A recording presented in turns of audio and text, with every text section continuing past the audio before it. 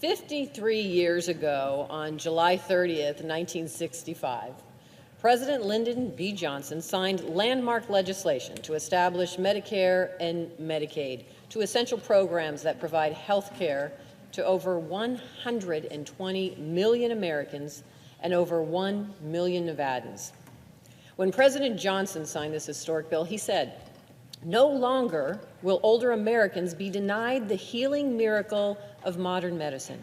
No longer will illness crush and destroy the savings that they have so carefully put away over a lifetime so that they might enjoy dignity in their later years. No longer will young families see their own incomes and their own hopes eaten away simply because they are carrying out their deep moral obligations to their parents and to their uncles and their aunts. And no longer will this nation refuse the hand of justice to those who have given a lifetime of service and wisdom and labor to the progress of this progressive country." On that day, LBJ declared an end to an era in which health care was denied to the most vulnerable members of our communities. And so I rise today to celebrate the incredible progress we have made since President Johnson created Medicare and Medicaid.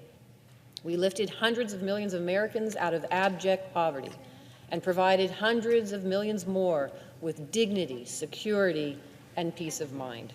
And then in 2010, passed the Affordable Care Act, which was built on the foundation that President Johnson laid and gave 20 million additional Americans, including hundreds of thousands of Nevadans, access to affordable health care coverage.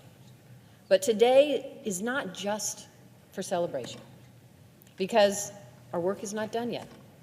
Prescription drug prices, premiums, and copays are still too high.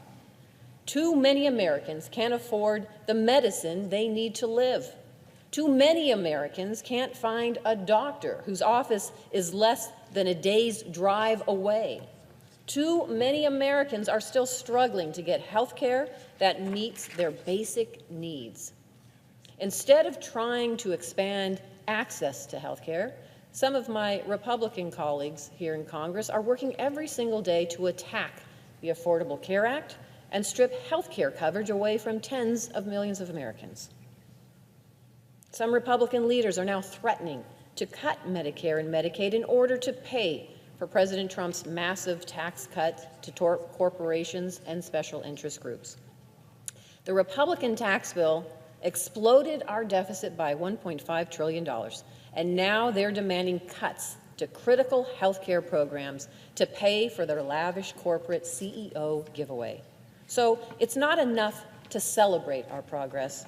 When President Johnson signed the Social Security Amendment Acts, he landed an historic blow in the fight against poverty, injustice, and inequality. Today, we have to rededicate ourselves to that fight. We have to protect, strengthen, and improve the Affordable Care Act.